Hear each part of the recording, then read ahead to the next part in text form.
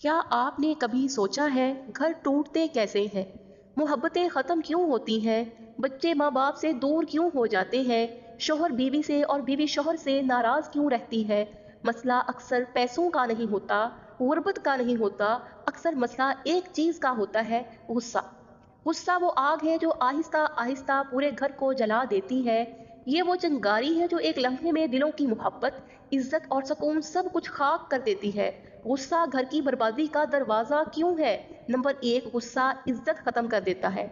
एक गलत लफ्ज, एक सख्त जुमला, एक चीख, ये वो तीर है जो दिल में लगकर हमेशा के लिए निशान छोड़ जाते हैं। आप माफी मांग भी लें, लेकिन दिल पर लगने वाली चोट आसानी से नहीं भरती। नंबर दो, गुस्सा रिज़्क़ की बरकत ख़त्म करता है। नबी करीम सल्लल्लाहु अलैहि वसल्लम ने फरमाया, गुस्सा शैतान से है और शैतान आग से पैदा हुआ है।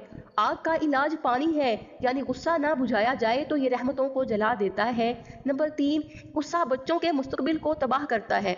बच्चे वो नहीं करते जो आप इन्हें सिखाते हैं, वो करते हैं जो आपको करते हुए देखते हैं। गुस्से वाला माहौल बच्चों के दिलों में खौफ, बेएतमादी और नफरत भर देता है। वो बड़े होकर भी इस जख्म को नहीं भूलते। नंबर चार, गुस्सा मियाँ बीवी के रिश्ते में दूरियां पैदा करता है।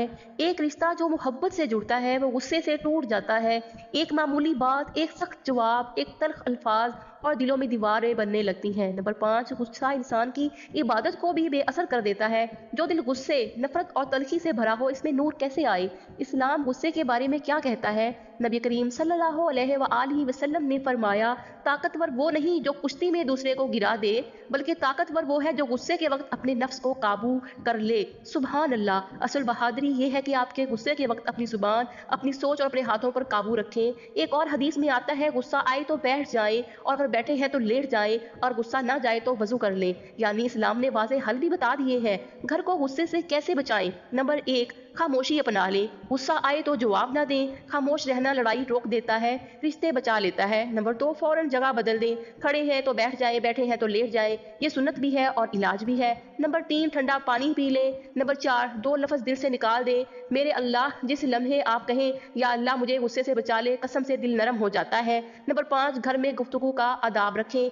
कभी बुलंद आवाज में बात ना करें, बुलंद आवाज हमेशा इज्जत गिराती है। नंबर छह, बच्चों के सामने गुस्से से परहेज करें, क्योंकि इनके दिल बहुत नाजुक होते हैं। घर वो जगह है जहाँ इंसान सुकून लेता है, जहाँ मोहब्बतें बांटी जाती हैं, जहाँ दिल आबाद होते हैं, और गुस्सा वो चीज़ है जो इस सुकून, इस मोहब्बत, इस रहमत को बर्बाद कर देता है। अगर आप घर के बड़े हैं तो याद रखें, आपके गुस्से से पूरा घर कांपता है और आपके सुकून से पूरा घर संभल जाता है। अपने घर को गुस्से की आग से बचाएं, क्योंकि घर मोहब्बत से चलते हैं, गुस्से से नहीं। अगर ये पैगाम आपके दिल को